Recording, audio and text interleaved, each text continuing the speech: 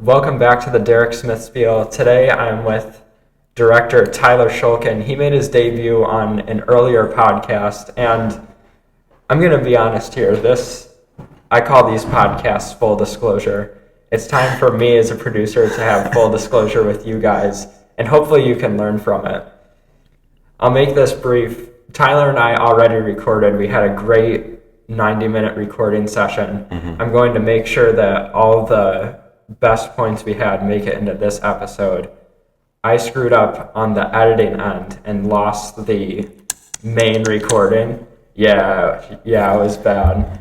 That's all right. We're here now. Yeah, Tyler's very supportive of it. I was like overreacting when I made the mistake, but I talked to Tyler.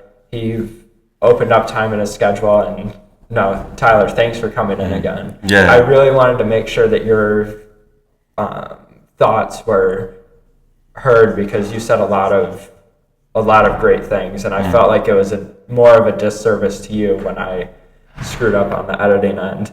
And yeah, it speaks to really who you are and what you said in the first podcast about artists supporting other artists.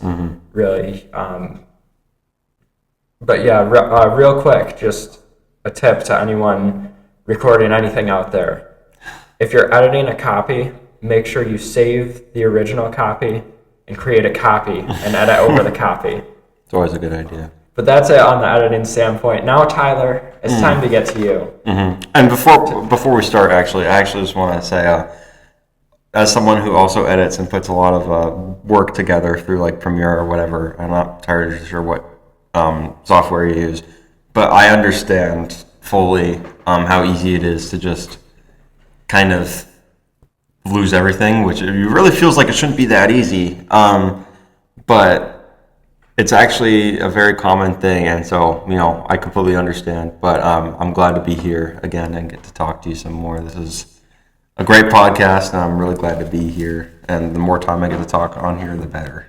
Well, we're going to be roommates next year, so any crazy weekend, I'm sure we'll be giving updates. But you're a Seattleite. Is that that's what they call them? Yeah. I mean, like, I'm kind of a Seattleite. I mean, it's kind of like that situation, like where you live in a town that nobody's going to know the name of. So you just like kind of say that you live in the biggest city near you and hope that people know that's where you're from. I mean, I live 20 to 30 minutes from Seattle, like with no traffic. So like, I think I've got the right to say I'm a Seattleite since I'm pretty close. But I'm actually kind of from Bothell, Washington, but I know a lot about Seattle. Well, no, I am from Bothell, Washington, but I still consider myself Seattleite, and I know a good amount about Seattle and what it means to be a Seattleite, so I consider myself part of that group. I'd say the no traffic thing makes a big difference in distinguishing where you are too. You're a hop and a skip away, or whatever they say. That's what I do with Buffalo, New York. I'm really from Gainesville, but I associate with Buffalo and the chicken wings. Not the Bills, though. Go Lions. In the first podcast, I did get this clip out of it. I got some clips from some like minute-long clips from your original podcast. You said the hot dogs were bigger in Seattle. And that was I asked you, the question was, what's a difference you've noticed between Seattle and New York? And you said the hot dogs. Yeah, I mean, that was just kind of, because I didn't have like really anything in my head prepared to say for that. Because to be honest, it's kind of like, they're just like a bunch of small things, that go off the top of my head. Like, there's nothing like huge, or significant really that I find to be like a lot different. That may also just be because Ithaca, where we are now, is kind of a lot like Bothell in some ways. So it's hard for me to like really point out obvious changes, and since I haven't like really traveled much in New York, I may not know like all the lingo or the other aspects of it that are different from back home. So the hot dogs thing is something I joke about because those are different, but usually when people ask me what the biggest difference is, I gotta say the hot dogs, because really it's the only thing I can think about when I get asked that question. Is that discouraging that you traveled literally across the country and there's really not much of a difference? Well, it's kind of hard to describe exactly, but there was always like that like thought in the back of my head, like, you know, like things are going to be completely different, like everything's going to be different, the people are going to be different, like all the rules are going to be different.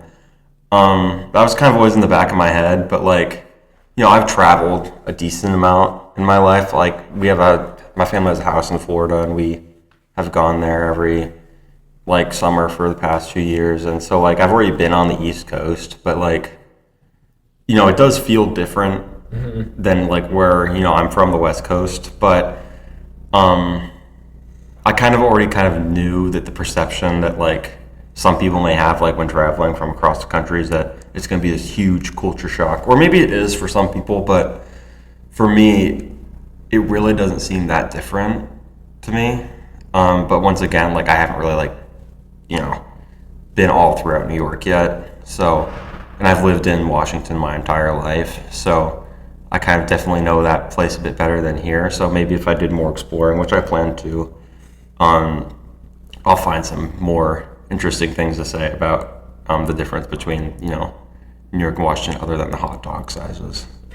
Well, the weird thing about New York, and I'm sure other states are like this, but it's very pronounced in New York, is there are almost like two totally different kinds of people in New York. If you're from the city, you're totally different than if you're from upstate New York. So if you travel around New York, I'm sure you'll find some differences. How about when you came over to Gainesville? Were there differences between Gainesville and Seattle? I mean, like it was mainly just Or the Bethlehem. huh? Or Bethlehem? That's what Bothell. Bothell. Yeah. I'd say mainly just, you know, there's a lot more buildings. As well as, you know, like mountains and you know, like mountainscapes, like you see like back home, like it seems like no matter which way you turn in the distance, you can see mountains that you know, block the horizon. Here and in Gainesville, it felt like kind of like you could look forward and it just kind of looks straight. Like there's just a straight line, and that's the horizon. Yeah. There's no like really hills or mountains. So I guess I could say that's also another big difference, which I don't know, it just, you know, it kind of makes everything look super flat over here. It feels really flat compared to back home. Yeah, part of that's definitely the farm fields, but also I learned this in earth science. Like the way New York was made was because like a glacier moved in and melted. I can't remember what it's called. But yeah, there's a little not geography. There's a little earth science lesson for you. I never heard about that. That might be why New York's so flat. And so you didn't see Letchworth State Park though. I didn't. It was raining out and yeah, I was tired. Time. Yeah. Yeah, a lot of. I'm sure I'll be back. Oh yeah. We'll be back. Yeah. Definitely. For sure. Unless, yeah, on the weekends up at Ithaca, there isn't too much to do unless there's like a party of some sort. Tyler, what do you rate the parties at Ithaca? Like the ones that we've, I mean, obviously. Well, yeah, the ones that we've gone to. Right. I think, I mean, I have got nothing against them. I think they're fun when we've gone, but I just wish that, you know, not to throw shade at anybody, but some of our friends would show up and go with us a bit more, because a lot of the time it's just me and Derek, like, you know, going duo into the parties, and like, you know, it's fun. It's still fun. We have like a good time still, but I feel like it would be a lot more fun to be part of a large group, rather than just the two of us. But, you know, maybe next year we'll be able to wrangle them over a bit more. Yeah, or we'll get better at, I guess, working into the cliques next year. Because one thing that's, I guess, kind of discouraging is I thought going to a college party, it would be like everyone's there to mingle. But we go over there and it's kind of like everyone's in their own separate Yep. group, but at the same party. Yep. So it turns into Tyler and I kind of standing in the corner, people watching, and maybe talking to people we recognize. Otherwise, we're, No, we usually see some people that we Yeah. recognize. When we walk by, we say hi to them. But yeah, it is Jay's a frequent flyer. Jay. Jay. I love my boy Jay. Yeah, Jay's an actor, one of the lead roles in your new film. Exactly, yes. He's a very Yeah. cool guy. You describe him as a chill beast. He is a chill beast. He's like, he's like the kind of guy you always want to be around. Like, he's like really chill and he's cool. And, he was willing to be in my film, so, I got to give him a heads up to that. But he's also really good at what he does in front of the screen. He's part of ICTV. That's how I met him on a show.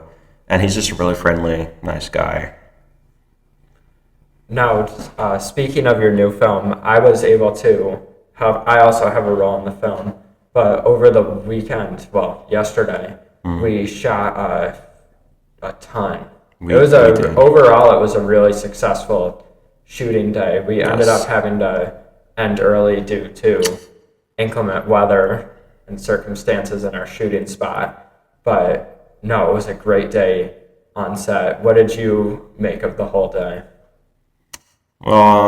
Yesterday I shot both last Thursday and yesterday, which was Saturday. It was a pretty long day. I mean, we were like shooting from 3 to 9. Yeah. It was a long day, but we got a lot done. We did accomplish a lot, and we didn't quite, like Derek just mentioned, we didn't get quite to everything, but even though we didn't get to that last scene that we needed to film, it still ran pretty smoothly, and I had a great crew there to help me out, and I'd say it ran pretty smoothly, and I'm pretty happy with how it turned out. Now, do you think it ran smoother than your first film, Vivid?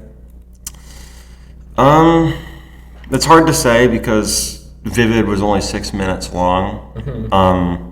So I only really had one major shoot day for Vivid, and the 2 other shoot days were kind of just tiny little scenes.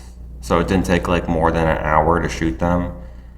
On the major filming day, it took 3 hours to get most of the nightmare stuff. But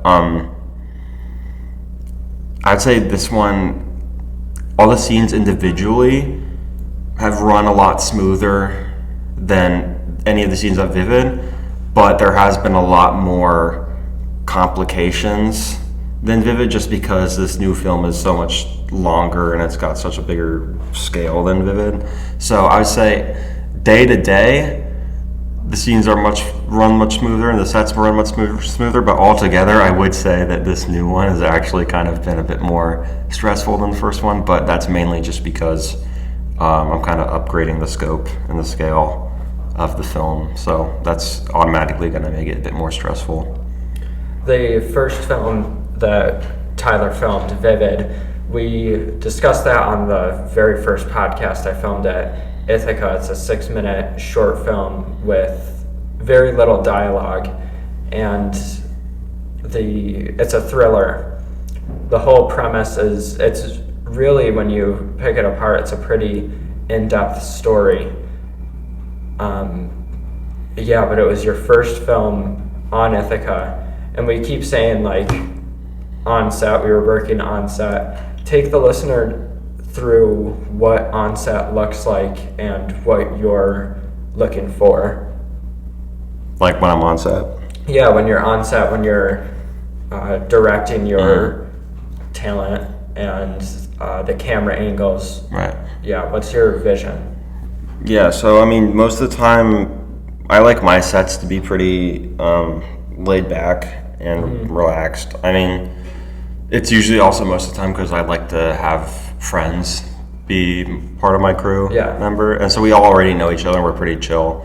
But even though they are all my friends and stuff, I want us to be efficient. So usually how the set runs, we've got a few production assistants usually that's in charge of slating We have usually one of them is designated gaffer, so they're doing all the lighting.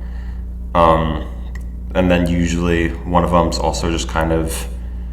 Sometimes we have one help me with the camera a little bit because I direct, but I also main the camera. I'm behind the camera. I mean, sorry.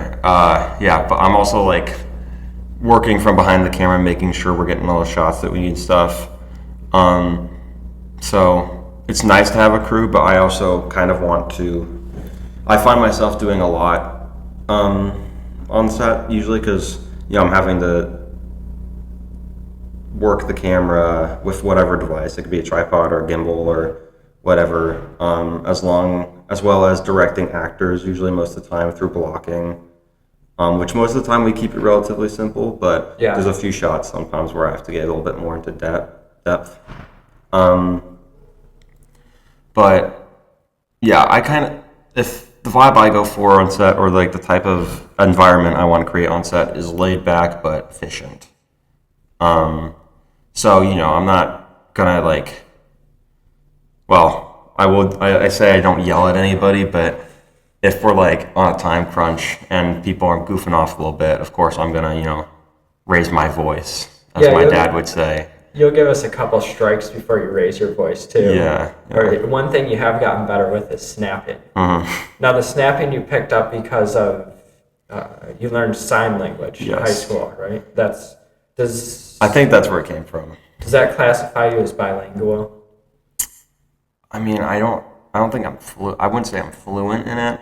I can translate like basic common sentences probably. I haven't been able to practice ASL for a while now, but I guess I could be considered bilingual. But to explain how that's where the snapping comes from. So for in high school, for 4 years, the only way in ASL class, we didn't talk, right? We just most of the time signed to each other. So when I needed to get someone's attention in class, I would need to snap. Like that's one of the ways that we were taught to get other people's attention was to snap so that we didn't have to say anything to get their attention if they're facing away from us. And so I was doing that for 4 years in high school. All 4 years of high school, I got used to getting to people's attention by snapping. And so, especially on Vivid, mainly on Vivid, I would find myself snapping at my crew members and sometimes my actors because if I really wanted to get their attention, I'd be like snapping and then like pointing in specific areas or telling them to do certain things. And I kind of realized, that's not the nicest thing to do. Well, about halfway through shooting Vivid, we realized that might have been offending someone on set because they didn't really know how to snap. And you wrote a scene where, because for context, Vivid, again, you can check it out on YouTube at Tyler's YouTube channel. His at is Shulk-06. Look that up and watch Vivid. It's only 6 minutes. It's a great short film. But he created it for a class, and he had to create a 6-minute short film, and it was supposed to be a silent film, correct? Not necessarily a silent film, but we couldn't, we weren't allowed to record like separate audio separate from the camera, pretty much. Okay. So it was pretty much just had to be like what we had with the camera, which was a pretty crappy shotgun mic, which I didn't feel like using. So a lot of the sound came from either like outside presets or sound bites. But that's why there's not a whole lot of dialogue in that because, we weren't really supposed to have much anyways in the first place. It was supposed to be more visual, kind of, was the idea. Now, back to the snapping scene. It did not make the final cut, correct? No, it did not. No, but the point of it was to make you see that because the main character is supposed to snap close to his ear, but no audio is coming through. So it was showing that everything he was hearing wasn't coming from himself. So we had Tyler had his lead actor try and snap, and man, that scene took probably near half an hour Yeah, we've got just to like snap in. I've got like all the takes still saved. I think there's like close to 20 takes. It's an ultimate blooper reel. Yeah. And it's like, you know, even if like you don't know how to snap, right? You like think like, okay, but there's no audio, so you don't need to actually get a sound from it. Our main actor had a problem making it look like he was even snapping. Like it's like he didn't even know the motion of snapping. He was making up his own frat flick. Yeah, he was. Yeah, it was basically it just like was completely unusable, but it also worked out because I needed to cut scenes because I was on a time constraint anyways. So you know that scene wasn't really missed. So how frustrating is that when you're trying to create a scene that you've envisioned in your head, and just for whatever reason there's something keeping you from bringing that vision to life? How do you work around that? Yeah, it's really frustrating, especially for certain shots. You know, sometimes I've got this great idea in my head that I perfectly in my head envision it how I want it to be shot because like I can see in my head seeing it on the big screen in a theater. That's usually how a lot of the time I come up with shots in my head as I imagine it. I imagine me sitting in a theater looking at a big screen seeing the shot. I don't know why, that's just kind of how my brain works for some reason. But if I really want something specific and we're really having a hard time getting it, it's just a matter of, you know, adapting to your environment because, you know, sometimes it's a shooting location thing, sometimes it's an acting thing, sometimes it's a prop thing or a production design thing. So really it's just kind of about, you know, also being flexible and realizing, you know, not everything is going to turn out exactly how you want it to. While you can do as like everything you can like to make sure it happens, if it's still not working out, you know, sometimes that's okay. You're not going to perfectly capture everything that you want to, and you just kind of have to adapt and just kind of reinvent the shot while you're out there to make it the best you can. Even if it's not exactly how you envision it. So that's kind of how I go about it. For the most part. Now, when we're on set, to paint the picture for the listener, you'll see Tyler walking around. He always has a hat on, always has some sort of directing hat. That's kind of some lore we figured out this weekend. Yes. He has his directing hat on. You'll see the actors usually standing next to each other, joking around, and then you'll see the PAs holding something, always doing something, keeping busy to obviously stay efficient, which is what Tyler stressed that he wants to be. But when I see you behind the camera, when you're working with the camera and everyone on set, I never see like there's a script, but there's no storyboard.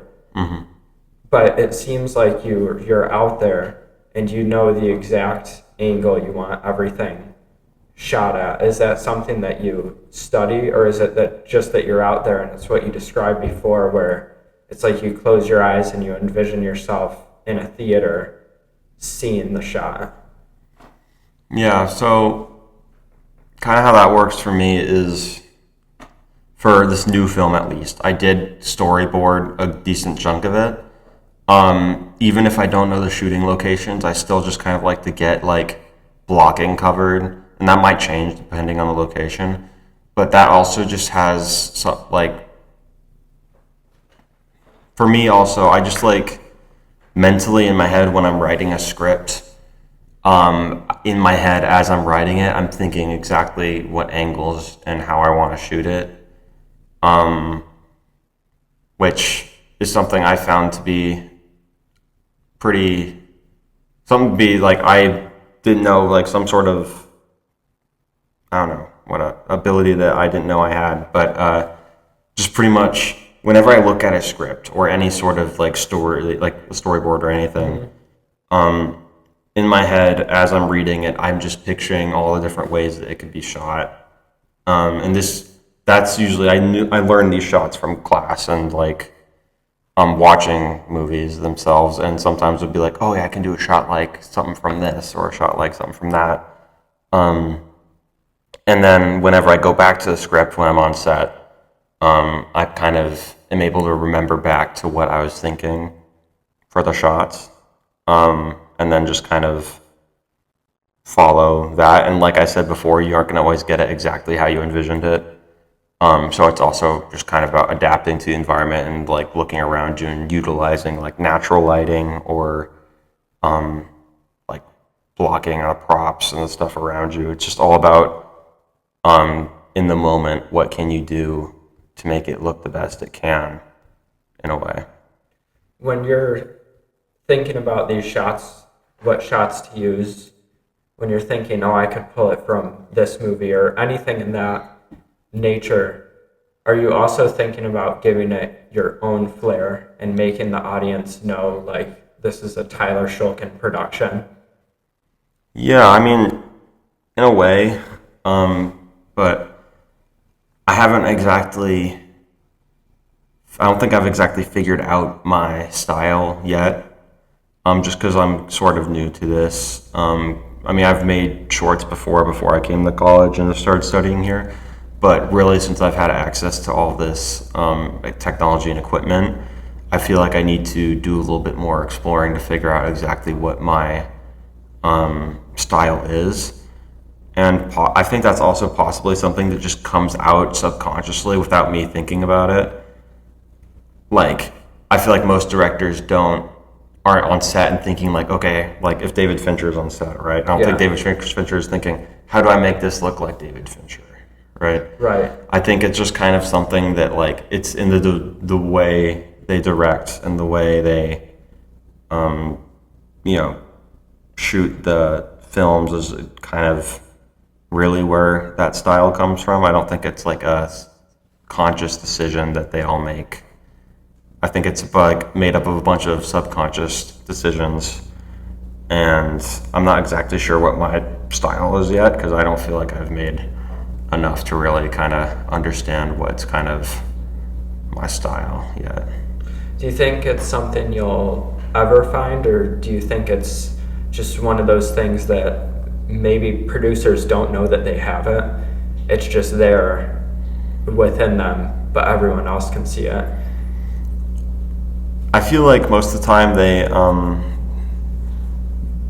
directors may, get some idea of what their style is or what it looks like. I mean, I'm sure they do, because I'm sure they got plenty of people coming up and telling them, I love like your dark tone or your like that stylistic choice that you made on this or that. So I feel like they definitely know what their style is, but I don't think that's something that they always intentionally include. And I'm sure parts of it are definitely intentional, because almost every part about filmmaking is intentional. Everything that's on the screen that gets presented should be intentional. I do think that it just like that tone and the like vibe that filmmakers give off are found in little slivers of the decisions that they make throughout the filmmaking process, which kind of makes up the whole of the kind of style that like makes them individuals rather than just kind of copying off of each other.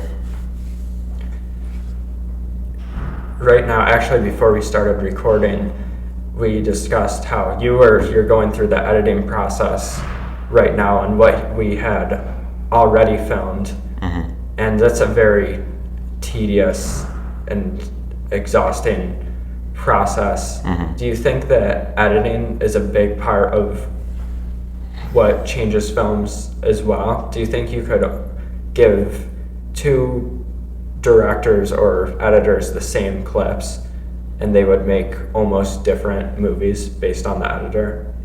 Yeah, I mean, there's thousands like of different ways you can edit something. So give like the example you just give one clip of a film to 10 different editors and you're going to get completely different things out of all of them. They might all have something in common, but each one is going to be stylistically different. And Some will be better than others. I feel like editing is really important, and I think it can make or break a film at times, because it's just, like you can do a great job filming on set and doing everything on set, but then if like your editing looks like shit, people are gonna notice, and it's no longer gonna matter how good the shots and all the color grading look. I mean, color grading is part of editing, but it doesn't matter how well it looks when you shot it, because editing is very noticeable when it's done poorly, and it would be very distracting. So I do think editing is one of the most important processes, which is partially what makes it so stressful, just because like what you're doing is kind of, you can either greatly improve what you've already shot and made, or you can like ruin it. So it's kind of stressful, like you're kind of tiptoeing around all these different decisions and just constantly questioning yourself of like, is this the right decision to make, or is this the right thing? Do I cut this short? Do I cut this long? Do I do a J cut, L cut, like all those different editing techniques, and you're just constantly questioning yourself, which is really stressful, but it does feel really good when you do get it done. And then like sometimes, I wouldn't say it's almost, you don't always know when it's done, because with Vivid, I was editing for 3 weeks, and if I had more time, I probably would have edited for another 3 more weeks. You can look at something over and over and over and over again, and you'll almost always find more stuff that you can change or edit. And so that's why it's kind of important at one point to just say it's enough and to cut it off. And you aren't going to always know when that point is. Sometimes you might. Mm-hmm. But like, if you don't cut yourself off at some point, you're going to be spending way too much time. And then by the time you do put something out, it's going to be edited to smithereens. Yeah. Do you think there's also an importance of having someone that you can, I guess, trust to watch an unreleased version of something? Do you think it's very important that, because you watching it, you know what you're trying to portray, but as you're editing, you're trying to watch it as someone who doesn't know what's happening, and you're trying to think, am I giving them too much? Am I giving them too little? Do I need more of this, more of that? You could almost drive yourself crazy. So how important do you think it is to have the courage to show someone an unfinished product and trust their judgment?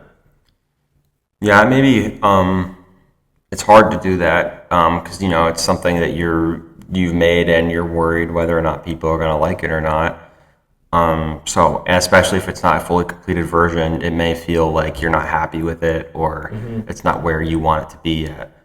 But it is important to go ask people and screen it to some people, because that feedback should drive the final edits, really. Because, like you just mentioned, it's impossible to sit in the editing chair and view it as if it's fresh eyes and it's something you've never seen or heard before, because you've been sitting there editing it for God knows how long, as well as also just shooting the entire thing. So you have all those emotions from editing and shooting intertwined with those audio and video clips and with the rough cut. So you're not going to be able to watch it and like judge it like you have a fresh pair of eyes. So that's why I always kind of screen my films like with my friends, periodically in the edit, so like they can see it like quarter of the way edited, 50% of the way edited, and then like so on and so forth, just to kind of get a judge, get a judge of like how it's going so far, because that feedback's always helpful. But it is also important to find people who aren't just gonna say positive things because they know you or they support you. You got to get people who also are there. You got to be willing to take some actual feedback and criticism, because that's just as important as getting people's approval or positive thoughts. Do you have a piece of advice on how to take criticism without taking it personally or without letting it discourage you? Yeah, that's it's you really just got to remember that none of it is personal to you. I mean, unless like it's somebody who has a serious problem with you, but then like again, why would you show them your Yeah. But it's obviously you've been working hard on it, and it's never fun to hear somebody say something bad about something you worked hard on.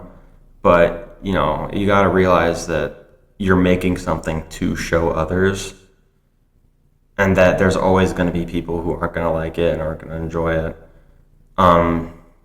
So you want to get that feedback early so you know the way you can please and make people as happy as possible. But you also got to balance that out with not losing your original artistic vision, because then obviously it's not really your passion or it's not your project anymore, because you've kind of sucked the soul out of it, of what you originally wanted it to be. So just it's all about finding that balance between sticking to what you want to create and what you want to do, but also being aware that people aren't going to like it and people have good feedback for you, and that can help you be better and become better. Do you also think it's important to acknowledge that you can't make everyone happy? Yes, it is very important. You're never going to be able to make everybody happy, no matter how much you work at it or how much you do to a project. There's always disagreements and different views and perspectives, and you're never going to be able to impress anybody, right? So you just kind of got to accept that, and if you're going into the arts or any sort of industry like that, you just got to, you should go into it knowing that there's going to be hard times where people are going to judge and criticize your work, and not everybody's going to like it, but other people are, and that's the important part. Now, in a film class, generally on a screening day, they'll go around the room and have people say 2 positive things and 1 negative thing. Take the listener through the emotions during that process when you're screening your own film. When I screened Vivid, we didn't actually have to do the 2 positives and 1 negative, but I know what you're talking about. I've seen it in other classes, mainly in screenwriting that I'm taking right now. We have to write scripts, and then we present it to the class, and then you give feedback on it. It's definitely nerve-wracking for sure, because you're pretty vulnerable. You just presented your project, and now there's a room full of people that are now going to pick it apart.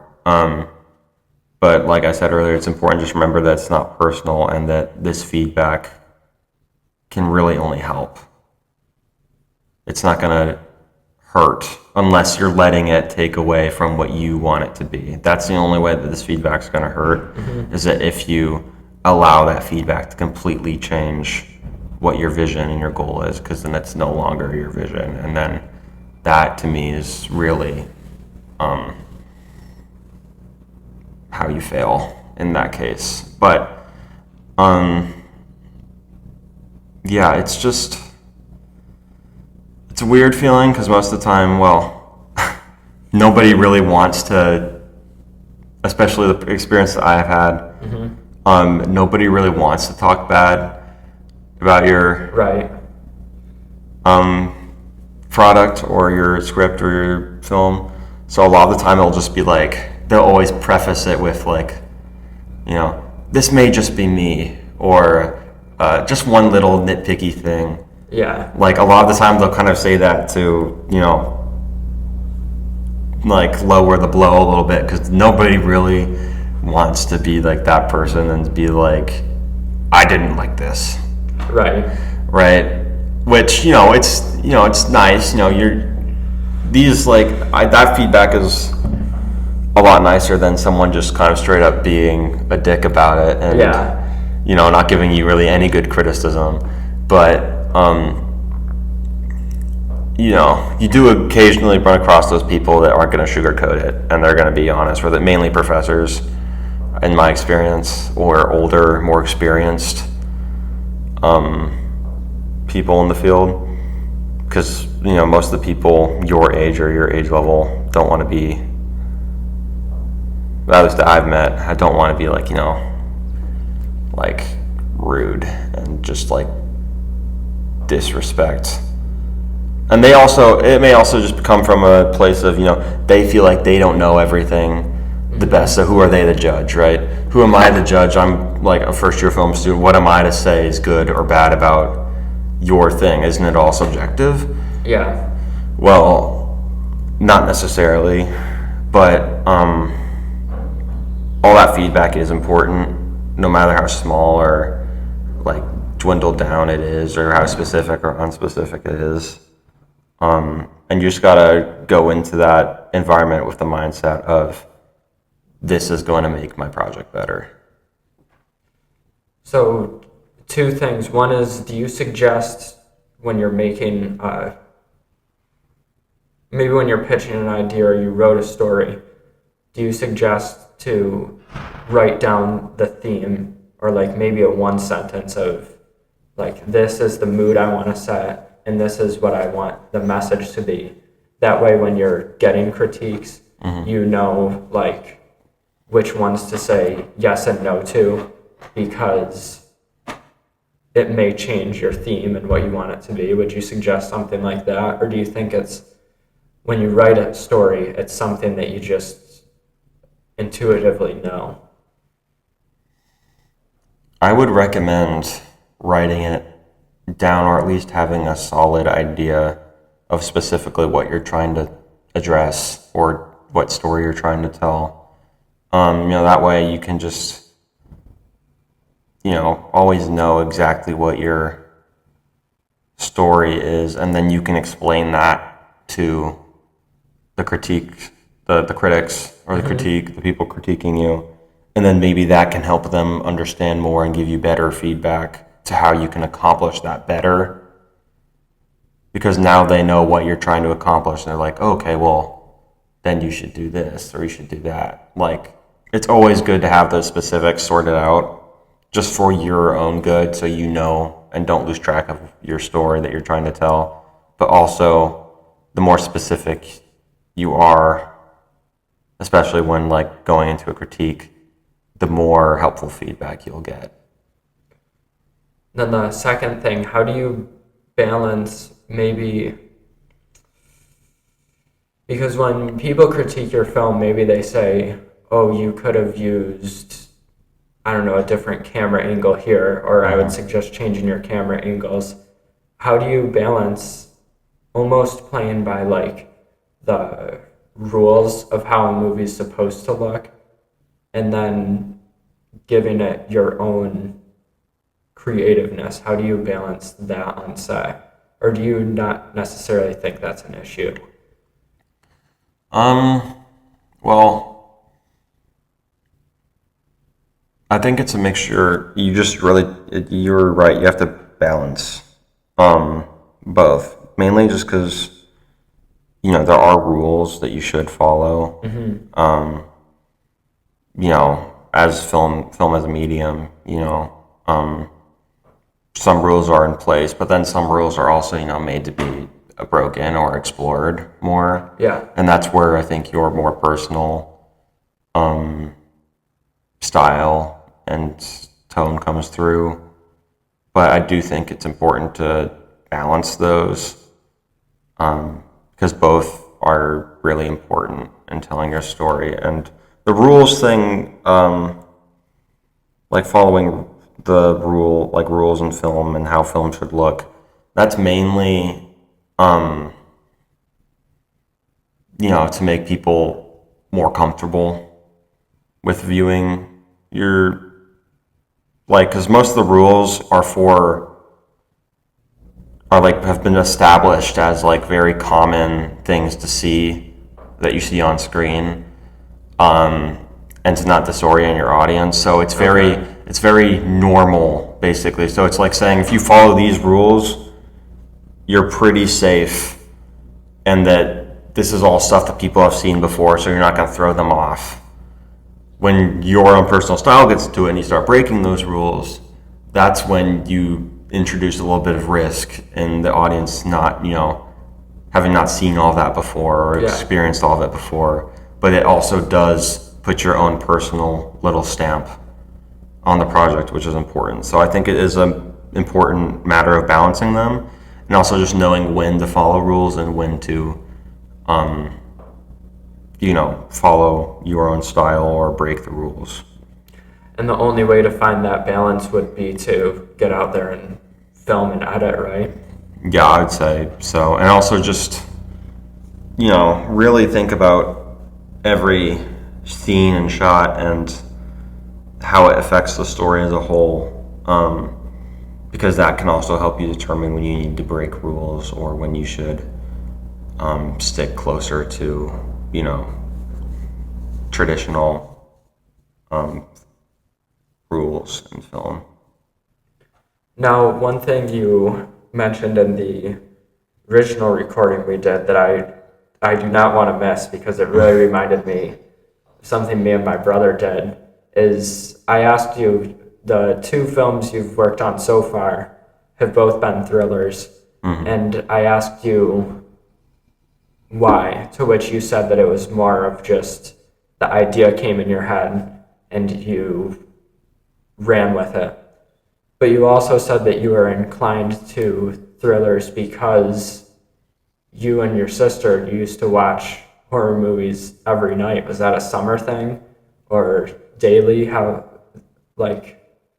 It was mainly a weekend thing. I have a hard time remembering specifically, but I remember probably on some weekdays we watched movies too, but it was pretty much like every weekend that we were both over. At least one of the nights we would pick a new movie every week and watch it. And I think that's kind of where my background in horror as a genre has come from, just because that's so much of what I listened to and watched. Because that's so much of what I watched when I was younger, and that's kind of one of the genres that made me want to do film. And those memories of watching those movies weekend after weekend after weekend kind of was one of the reasons why I wanted to get into film, just because it really showed me what film could, how film could bring you together, how it could make you feel, and how it could, really, create powerful memories and just, entertain while also creating community. Did you and your sister have a list, or was it just like you got together and just looked at whatever you could watch? I remember it was kind of like a process of we would watch we would watch a film, right? And then throughout the times we saw each other throughout the week, we would be doing research and trying to figure out what the next one would be. So it wasn't like a set, unless we started a franchise in which we would, watch them all back to back. On the weekends. Like one weekend we would watch first one, next weekend we would watch the next one.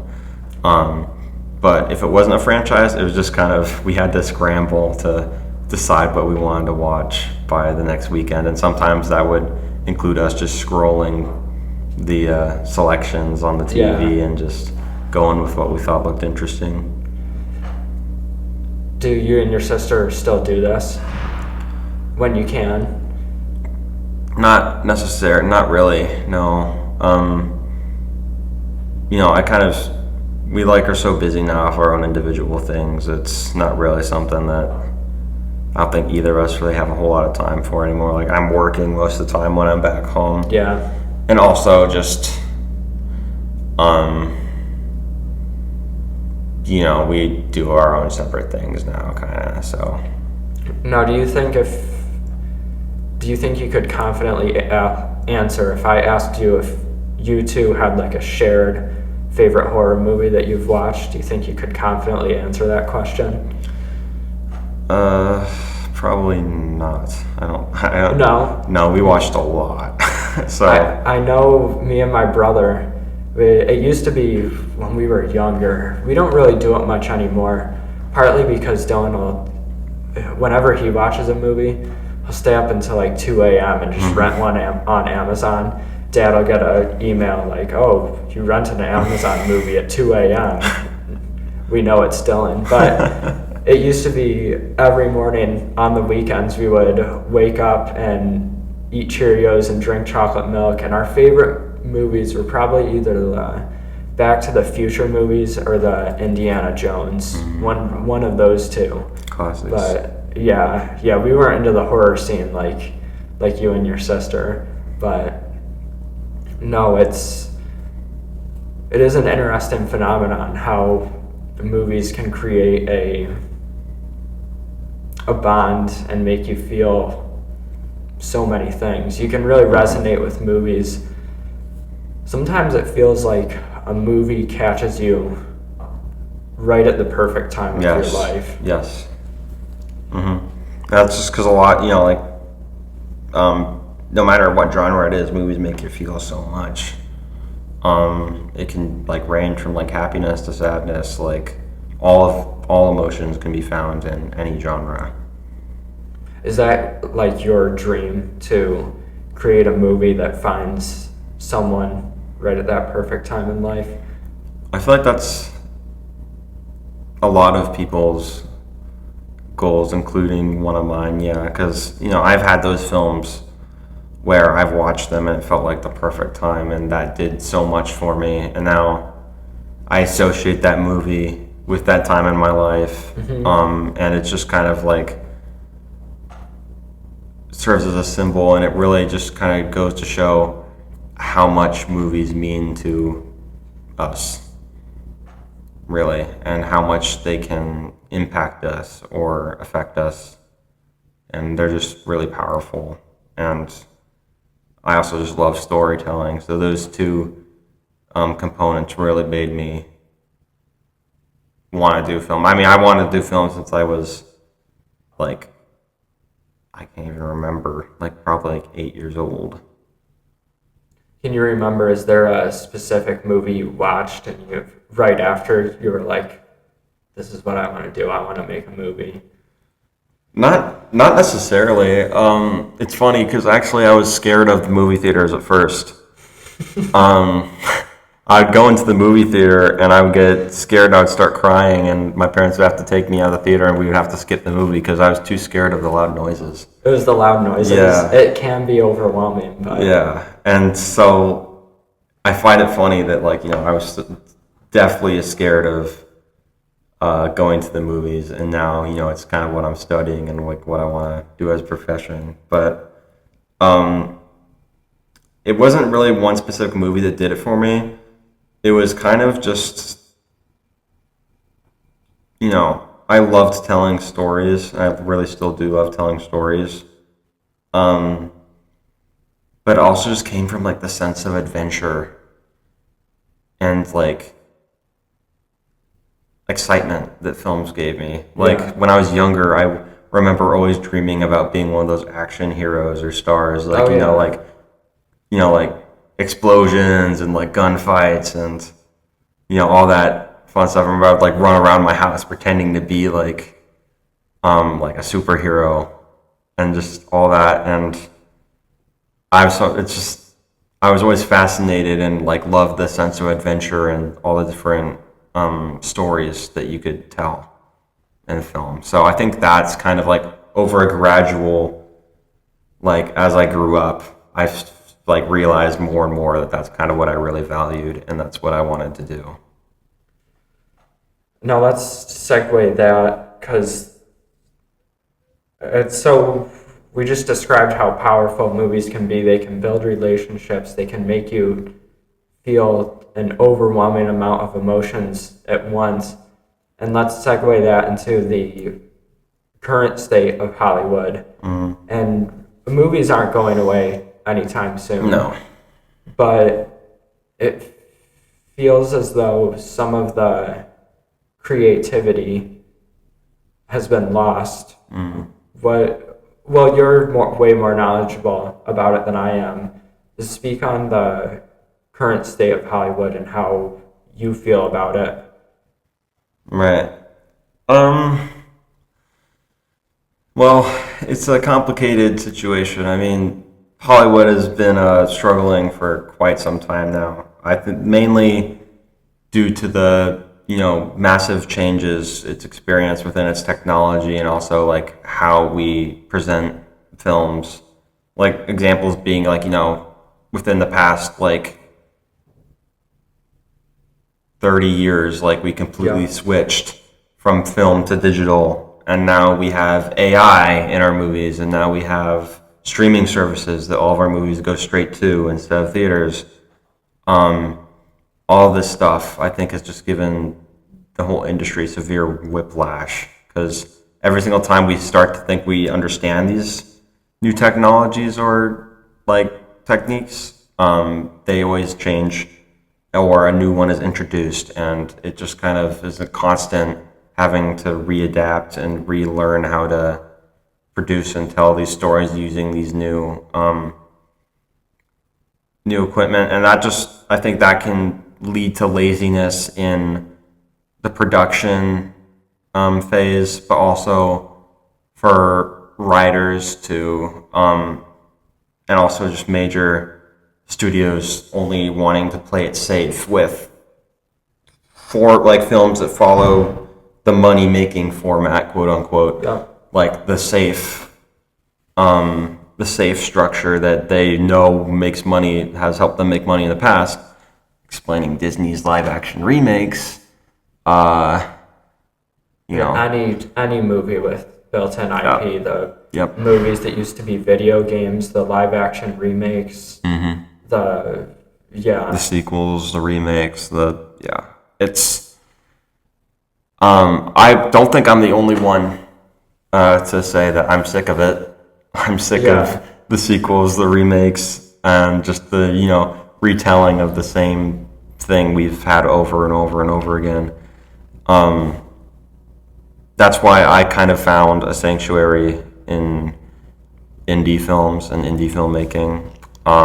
That's kind of like where I like to focus on a bit more than typical Hollywood blockbusters nowadays, just because they don't follow that same structure, and they also tell really original stories, and they're like not backed by these really huge studios, so then I feel like I can relate to them a bit more, so I can watch their journey as a filmmaker as they kind of get more and more integrated into the industry. And it's kind of interesting, as someone who makes films themselves, I want to be able to support these filmmakers, because like one day I'll be in that situation and I want people to help support me. So it's a very complex system, really, and a lot of things that go into the current state of where film is. There's the technology growing exponentially that filmmakers, producers, everyone's still trying to learn. It's like we're really in all assets of life. Technology is increasing exponentially, and we're trying to catch up with it. So there's one thing which will most likely solve itself out, hopefully. Then there's the money-making formula, for lack of a better term, that you mentioned, which is that big studios figured out that if you make a movie with built-in IP, you make it PG-13 at worst, that way whole families come to it. You make it a certain time, that'll make the most profit. That's just two things that we mentioned. There's a whole, it's turned more into like a cookie cutter than pen and paper. Yes.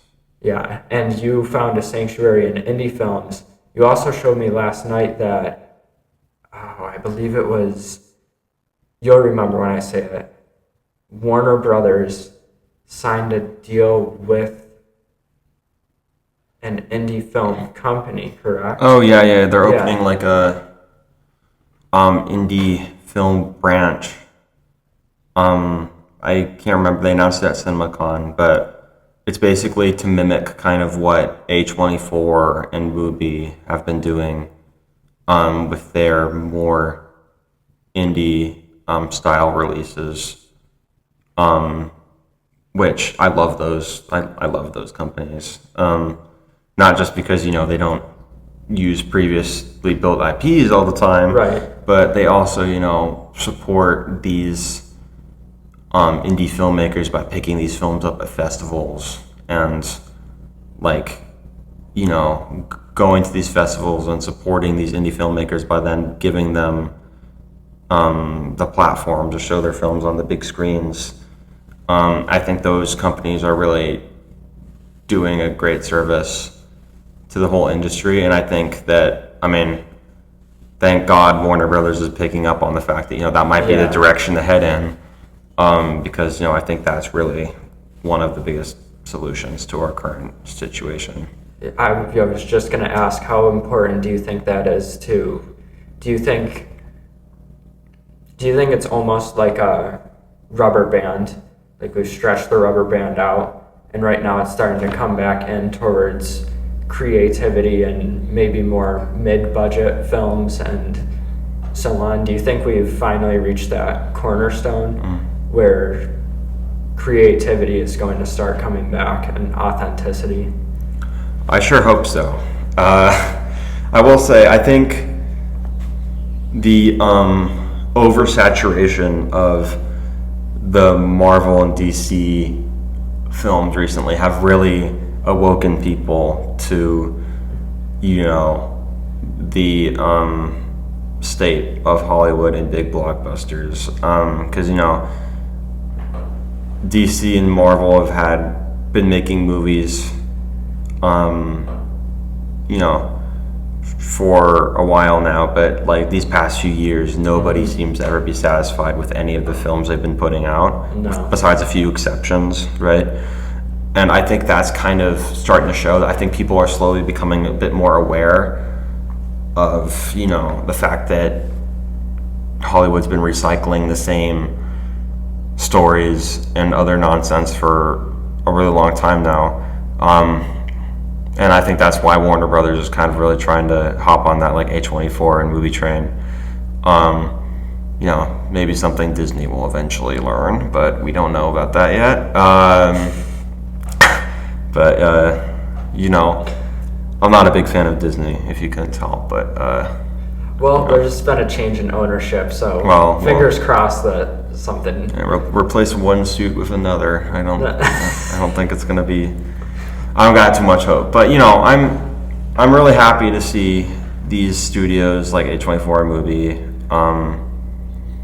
and Neon getting all this attention, because I think they're really putting independent stories back on its pedestal, which I really think is the main way we're gonna save. I say save like as if like films like about to like disappear forever, but like we said before, the film's not going anywhere. I just think there's been a big dissatisfaction within the past few years of cinema, and I think the success of these studios such as A24 and Neon show that we are wanting more of these stories, these like not free, but these, separate stories that we've already established over so many years. And here's the thing, go back to the whole Marvel DC thing. Yeah. I think that is honestly why people have been so dissatisfied with Marvel and DC for such some time now. I don't think all of the movies they've released are actually like horrible movies. Right. I think people have just grown to get sick of superhero movies, as well as also the formula that's seen in every single one of them. I don't think that all those films that they've made, like the past like 3 years or 4 or 5 years, have sucked as bad as people make it out to be. I think people are just, starting to get tired of this format that we've been following for quite some time now. And so that's why I think it's really important to kind of start focusing on those independent stories. The indie films, and also you mentioned film festivals. Now, film festivals are something that I had not heard of before I came to Ithaca. Explain a film festival and why those are so great to go to and support. So it varies from festival to festival, but most of the time they're a ticketed event in which you can buy a ticket for like a day or the whole festival pretty much. And it's basically they screen all of these independent films for a few days. And so just like a music festival or like a convention, you buy a ticket and then you go to certain screenings, whatever screenings you wish to go to on these days, and they're all independent, small, not associated with these big studios, right? And this is where a lot of independent films get picked up by big studios, which is how we see them on the big screen. And it's just important to go to these, because one, I think we need to start being a bit more adventurous with our, taste, especially with this growing need for independent stories. Yeah. I feel like Hollywood's not going to pick up on that idea fast enough. And if you really want to be satisfied with cinema, I think you really need to start going to festivals and exploring these new stories and genres. But it also supports these indie filmmakers who are just trying their hardest to get into the industry. But like all these algorithms and studios keep them out. And so one, you're supporting new generations of storytellers and artists, but also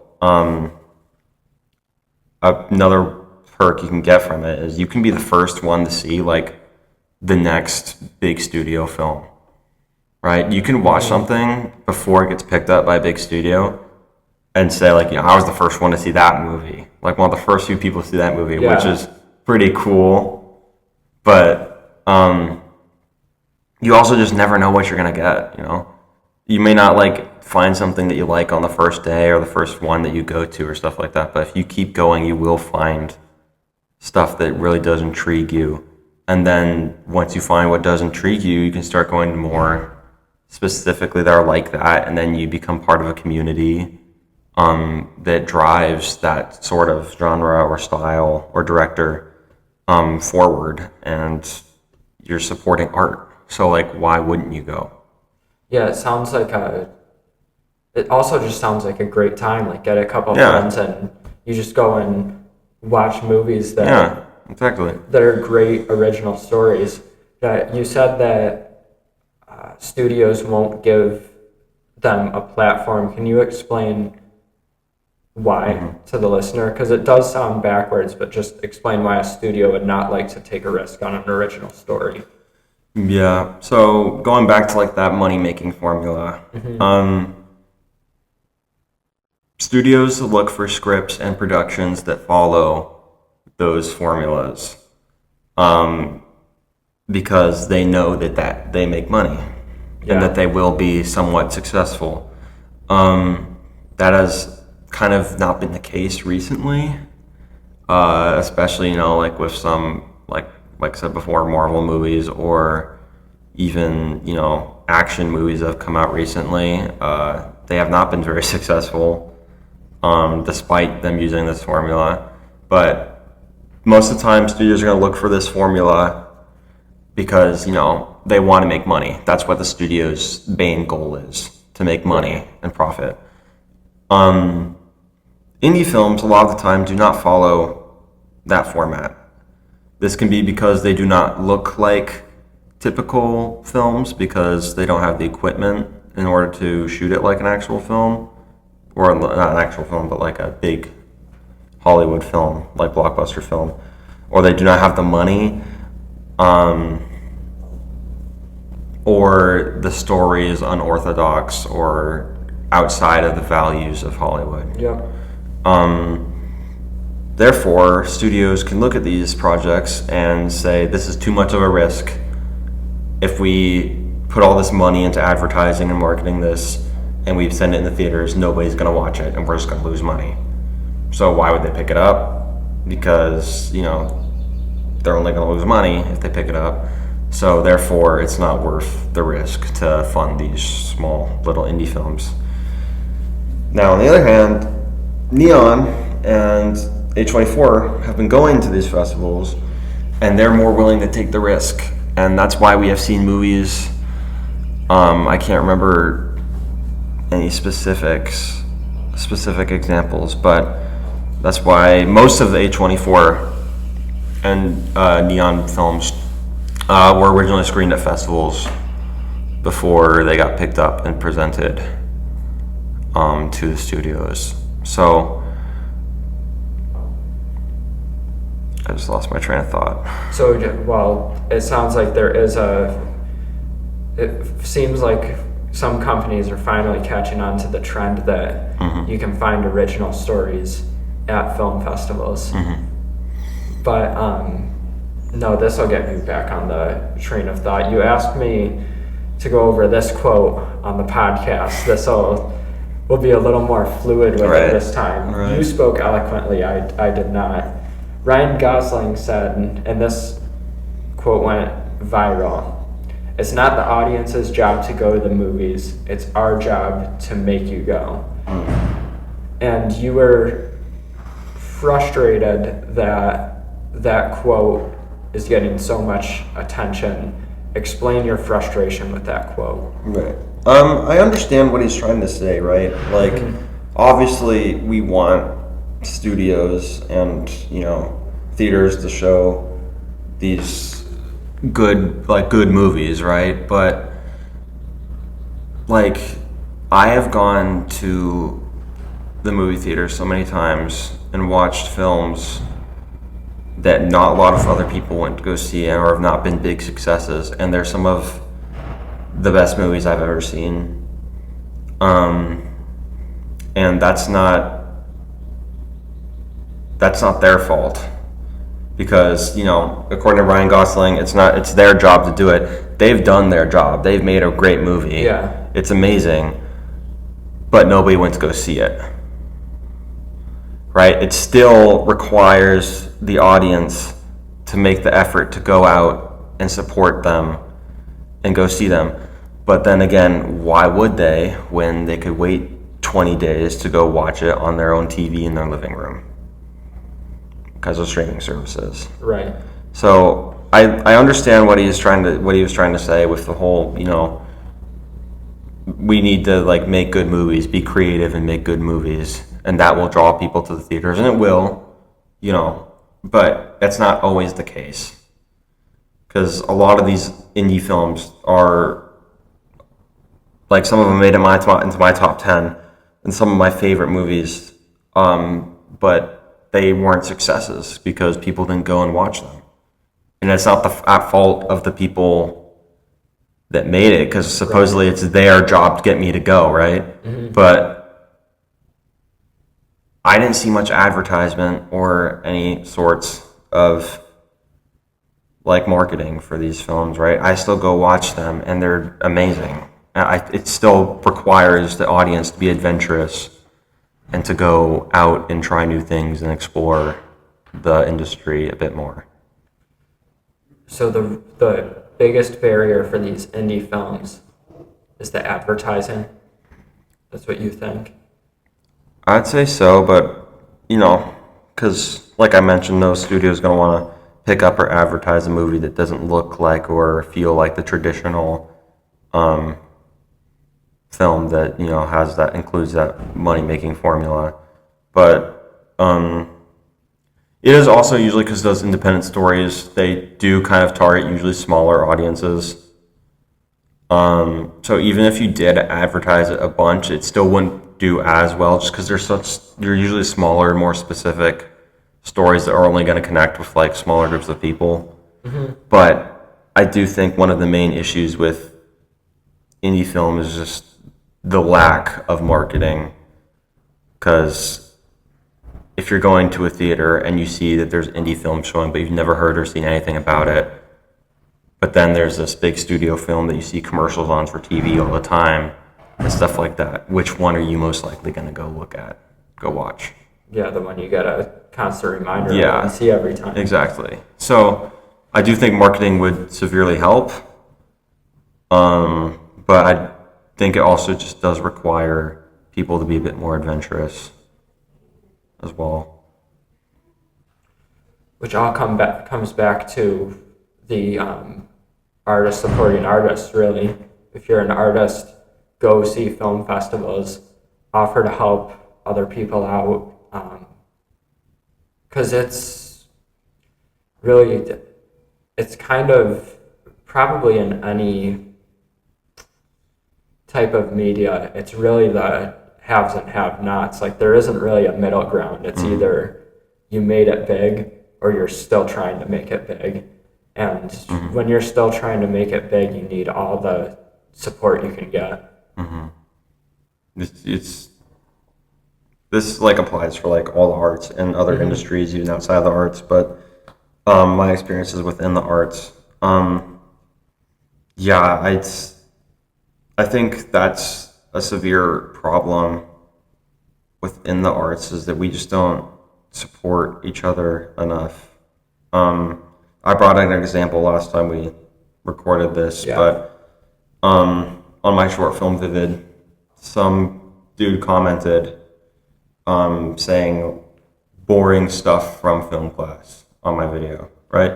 And that's fine. People got their opinions, like whatever they want. Like, you can say what you want. That's perfectly fine. But what really hurt was the fact that when I went to go check his page, he is a musician, or at least he makes music on YouTube. And he's got like a small following, similar to me. And that just kind of like really hurt to see that, because here's someone who's pretty much in the same position I am, right?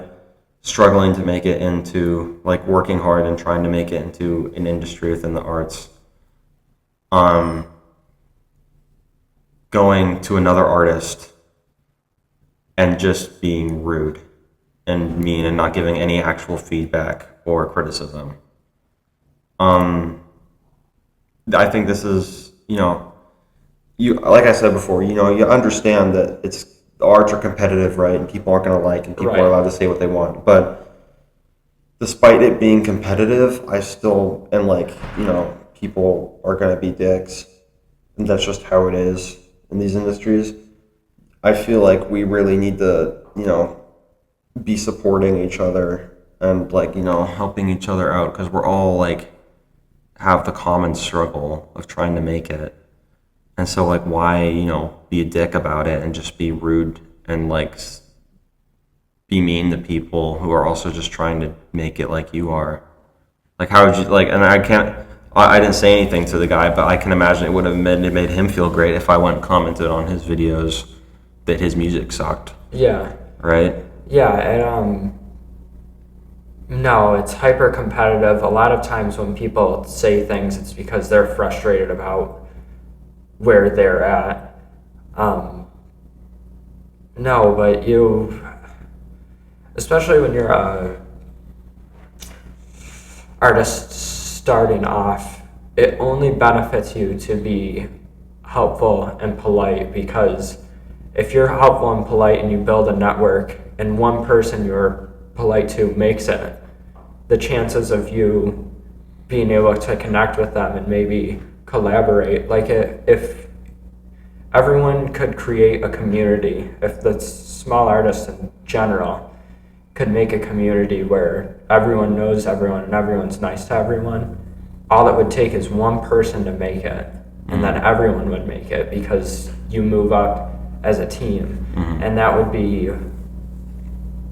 really be ideal. It's Right. really unfortunate when artists are picking apart or just being blatant dicks to someone who's trying, and that's what stops a lot of people from trying. Exactly. Yeah. Is the hate. It kills a lot of creativity.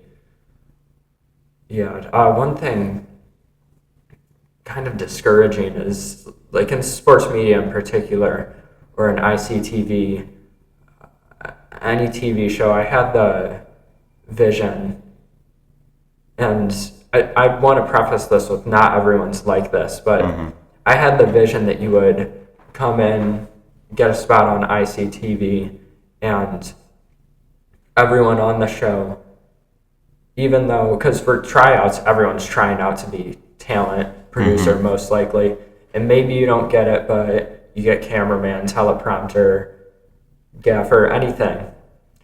I assumed that once that was over, you embrace your role and everyone works together to make the best TV show that you can make. And it doesn't matter who you are, what you're doing, everyone works together.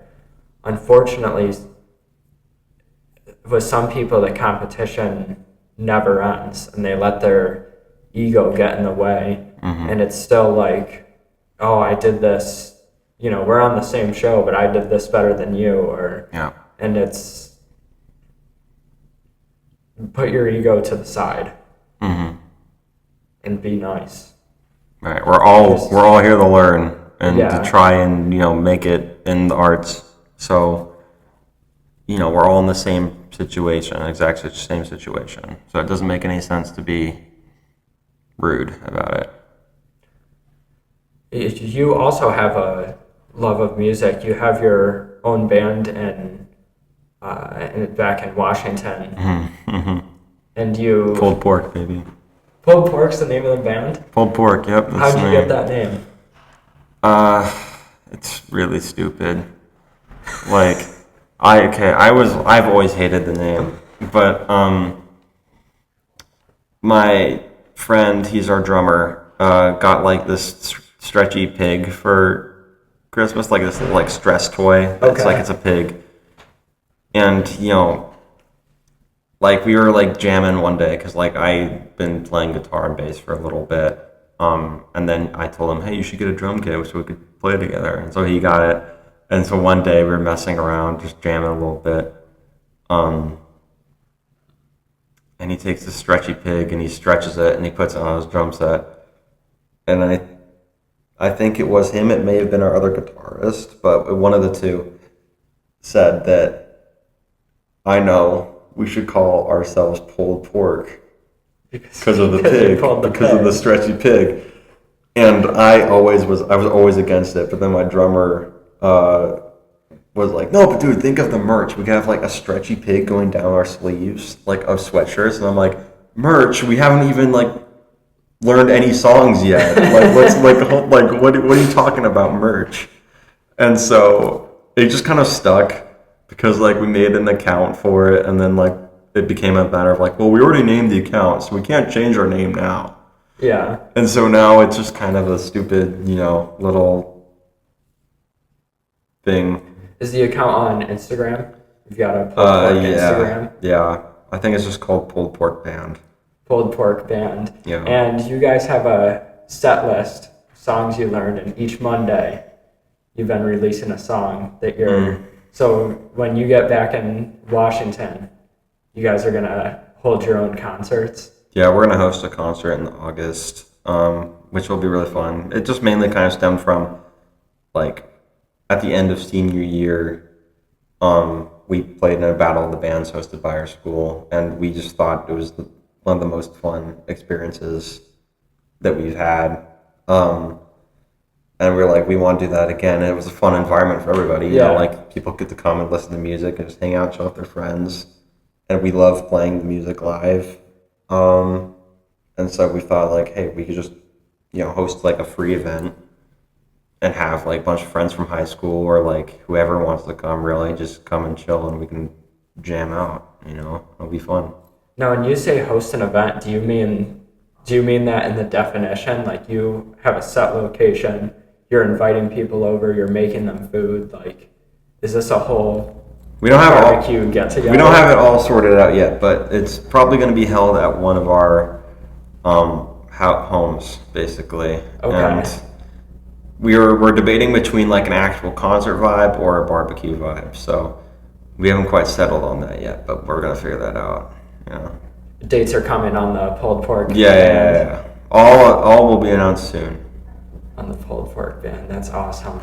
You one thing you said yesterday that really interested me was you said that you were making your own music for your new movie.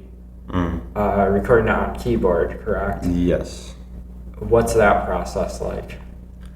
Well, I'm not a great piano player or keyboard player, but I know like basic chords and like melodies and stuff like that. So, I'm kind of just like, since it's a horror thriller, I'm kind of like recording really low droning noises of like organs and cellos and like other stringed instruments, just really low and like these like pretty simple melodies, just to be kind of like a backbone to like the scenes within my film, just because I had a specific idea in mind for what I wanted it to sound like, and it would have been really pretty much impossible to find a sound bite or some sort of song that was copyright free for me to use to get the vibe that I wanted. So I just decided I would do it myself. Yeah, I'm really excited to see how that comes out. That'll be an interesting blend. You making your own music, that's really cool. Maybe I'm just nerding out about it. I always appreciate a good soundtrack to a movie. Like, It's very important. to me it is. Like, It is. Yeah. Very important, yeah. Yeah, sorry, I got defensive. Like, I agree. Yeah, I get it. You of all people get it. You're also a minor in photography now. Yes. Yeah, your professor he really likes you. He really does like me. He really He does. likes you. Yeah. No, how do you blend photography and film in your films? Before I answer that, I just want to give some context because it may sound a little weird when I just said what we just said about how my professor really likes me. So I'm gonna give some context before I answer that question. Very smart. But basically, my professor gives me like 100% on everything. He's told me that I remind him of him when he was in college. That students like me is the reason why he's teaching college students. He said that I make his class worthwhile. Oh my gosh! You haven't told me all of these. Yeah, and he always told me to consider the photo minor because that'd be a great addition to the program and stuff like that. So like, it's not like in a creepy way, but he just like, he really digs my work, I guess. Does he know about your photography Instagram account? I'm not sure if he does or not. What's that called? Shulkin Photography? Shulkin Photography. Photography. Yeah. Man, if you showed him that. I don't know how he would react, to be honest. I don't, like, a lot of that older stuff isn't that good, but that was just when I was learning it for the past 4 years. That was just kind of a bunch of messing around, but yeah. Anyways, that's the context behind that, okay. Well, he high fives you now, too. Well, yeah, he did give me a high five, yeah, but that's just, like, pretty normal, I'd say. It's always how it starts. Okay. No, back to the question. How do you blend photography and film? Well, photography is kind of like, is partially like groundwork for film. Like, you got to understand how to compose a shot and like, like how to focus everything properly and like what f-stops, ISO, and shutter speed all means. You have to understand how to use the camera for film. So I take photography is more something I do for fun as well, just on the side. Yeah. Like when I'm doing film, it's like for a project or something. It's not something I do like just like as, hey, why not? because that's something I want. Like, it takes a lot more time for film. Yeah. For photography, I can just take my camera and go like to a park or on a trail and just take pictures of things. I find it really relaxing, but it also just trains my eye to compositions and how to set up shots. And really, I think they blend really well together. Just because to have a good eye in one means they'll translate pretty well over into the other. And that'll only get better the more you do it. Yeah. Yeah, so to someone aspiring to become a photographer or someone making a film, would you say your biggest suggestion is just do it? Would you suggest them to read up a little bit first, obviously, but do you think it's more important to get out and do it than to know everything by the book? For me, I kind of just like learned as I went. I think that's one of the best ways to do it, is to just get out there and like experiment and learn. Because I don't know, I'm a very hands-on learner for me. So like digesting information from like a presentation or a lecture is kind of difficult for me. But like when I learned photography, I was in high school. I mainly just like, I didn't know everything, but I'd still go out and experiment, and just like going out with friends every once in a while and just like shooting different things really was kind of how I built up all of my knowledge.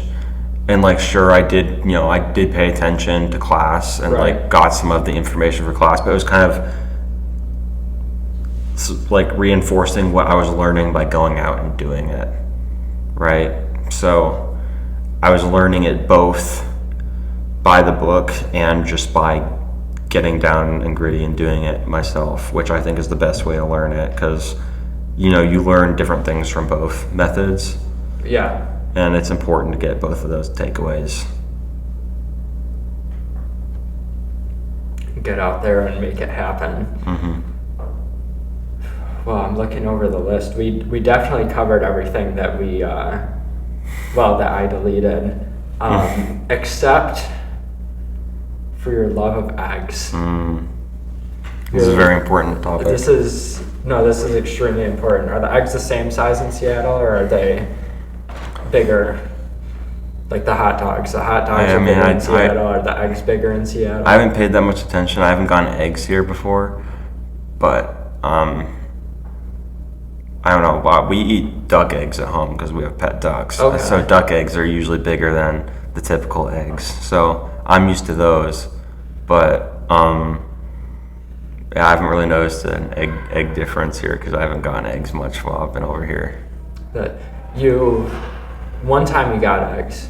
You were at Ryan's house, and Ryan hasn't been debuted on the pod yet, but Ryan lives in Rochester. You go up to Ryan's house every now and then. You woke up early and made everyone eggs. You took a picture too, and those were that was a Pinterest-worthy picture of poached eggs. I love my poached eggs. No one appreciated them as much as you do, but last time you shared with me the secret to making poached eggs, because my issue was whenever I tried to crack them into the boiling water, they always dispersed and spread out. It's a big problem for poached eggs. It's a big issue that a lot of people have when they're trying to get into poached egg making. But I'm gonna share a little secret with everybody on the pod here. If you take those little small glass cups or bowls, what are they called? The custard cups. Custard cups. You take those custard cups, right? You crack the eggs into those, so that way it holds its shape of the circular, right? And then you do the whole vortex, right, in the simmering water. Okay. Yeah, make a whirlpool. Yep. You make your whirlpool, and then you quickly get the custard cup basically as close to the water as you possibly can, so that way it doesn't have time. It doesn't have time to go out of its circle shape before it hits the water, and you just slowly drop the egg in right near the vortex, and that way as soon as it hits the water, it should stay in its shape because it's pulled in by the vortex, right? So it should stay in its circle shape. Okay. And then therefore that's what gives you that nice little circle shape with the egg white and then the yolk in the middle when you go to cut it open. It's perfect. 2 minutes. 2 minutes off. You take off the heat for 2 minutes. Let it sit for 2 minutes. So you simmer the water. Mm-hmm. When you put the egg in, you turn the heat off. Mm-hmm. And you let it sit for 2 minutes. For good measure, I take it off the burner because the burner is still going to be hot. I take it off the burner for exactly 2 minutes. Okay. You go and you fish it out. And then what I like to do, I like to get some nice crispy golden toast. And I like to put my eggs on top of it, cut it, and let the yolk flow all over the toast. And it's the best thing with some salt and pepper. Oh, breakfast of champions. Now with the toast, do you use a toaster? Do you over a stovetop? Whatever you have will suffice. I usually use a toaster oven most of the time. But it's got to be that nice golden brown because you don't want to get it. Even if you do overcook it a little bit, the runny yolk will kind of loosen up the bread a little bit. So that's also another reason why poached eggs on toast is one of the best things ever, because then if you accidentally overcook the toast, then the yolk accounts for that. So it all works out, is what I'm saying. And everybody should have poached eggs at some point in their life.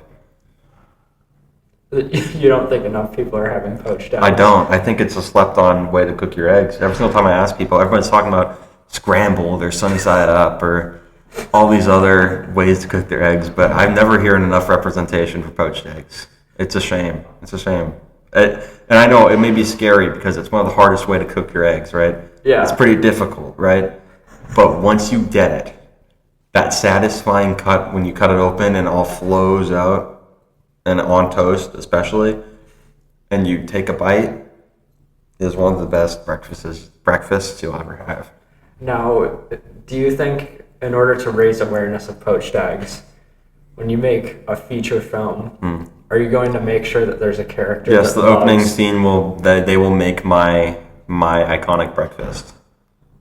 I will make sure that they show the entire process of how they make my iconic breakfast. As they're doing the opening credits. Yeah. And it's over the head shots of them cracking the eggs into the cups, and then putting the toast in. It's kind of like a Pixar, the what's the one Bao, the Pixar short where he's making the dumplings. Oh, I know what you're talking about, but it's Bao. It's called Bao. Oh, but that something along that, or the sushi scene from Isle of Dogs, something in a way of that. But I'll make sure to include that because it's a sleeper. It's a sleeper pick. Now we also over the weekend we went door dashing, and you were very critical of my door dashing. And I think we should address this over the podcast because this is an issue. First, I'll admit this one was my fault, and I hope DoorDash doesn't hear this because I want my side hustle to stay alive. My first order I picked up at McDonald's, and I watched the tutorials on how to DoorDash. It said make sure they have their drink, and on it said there was a drink. He watched the film. Don't worry, I guys. watched the film, all 10 minutes of it. And so I asked the guy behind the counter at McDonald's, I said, hey, this order came with a drink? And he said, oh, it's in the bag. I assumed that meant I had to open the bag and fill it myself. No. I opened the bag and it was already full. And you're not supposed to open the bag because, obviously it's supposed to be may look like sealed you napped until a fry. delivery. Yeah.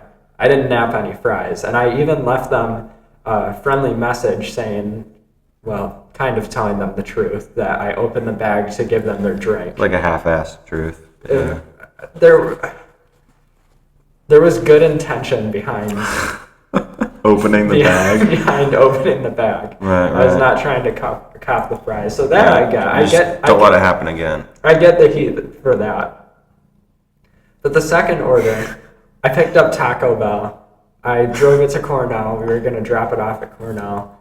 And I texted the guy. I was there. A couple minutes went by. I didn't hear anything. So I called him.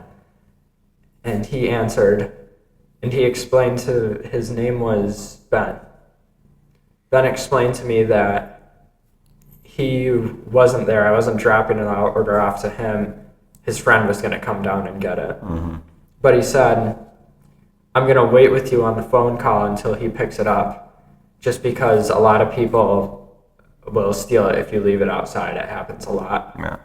So I was like, okay. And I sat there in the truck with Tyler, and Owen was there too, and Ben on the phone. And I thought, well, his friend isn't here yet, so I might as well make conversation to pass the time. So I asked Ben if he was partying that night. Meanwhile, Tyler and Owen couldn't keep it together in the car. Well, because like, can like everyone back home picture this for a second, right? You're like, you ordered some food for your friend to pick up. You're sitting in your dorm room just trying to study, right? And like you're like on the phone with a DoorDash driver, right? And he asks, "So, are you partying tonight?" Like, I think it's valid to be a little bit confused as to why, and just wait to see where this goes, ladies and gentlemen. Derek, please share. I asked him if he was partying, and he said, "No, I'm doing homework on a Friday night like a loser." And, I should have told him, hey, most Friday nights, me, Tyler, and Owen are watching movies in the lounge, but no, I can't even remember. We had small talk what he was studying for. Then his friend came down, and I dropped off the order to his friend. But no, I was working for the 5-star review and the tip. Is that such a bad thing, Tyler? Listen, I don't think that's the way to go about it. I mean, to be honest, but like, I've never DoorDashed before, so I don't know the strats. But I've just like, I thought a general rule of thumb is like, don't call and have a conversation with your customer. But who knows? Maybe that's the way Derek intends to do it. And who am I to judge? Oh, yeah, well, I guess that's the only thing we can't agree on in this podcast is how to properly DoorDash food. But I think we got it all, Tyler. Yeah? Yeah. Is there anything you'd like to add? Anything you think I missed? I think we covered all of it, With great analysis. Exactly, because only from the best. So, of course, watch Vivid on Tyler's YouTube channel at Shulk-06, and stay tuned because his new film is going to come out. There is no set title for it yet, but filming is in progress. He's almost done with filming in the long editing portion of it now.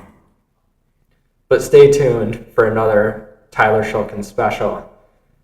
Now, if you're listening to this podcast on YouTube, you can listen on Spotify by searching the Derek Smith Spiel. If you're listening on Spotify, you could also listen on YouTube at Derek Smith Stock 13.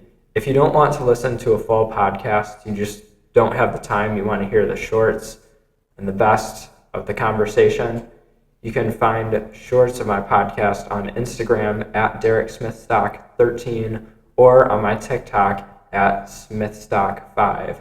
I'm also going to plug my brother Dylan Smith and his YouTube channel, Dylan Smith Outdoors, at Dylan Smith Outdoors 8459. He does hunting, cooking, anything you can do outside, fishing, he does it all. Tune into that channel. It's very entertaining. And one last time, watch Vivid and stay tuned for Tyler Shulkin's new film. His YouTube channel is at Shulk-06. Tyler, thanks for running it back with me. Thank you for having me.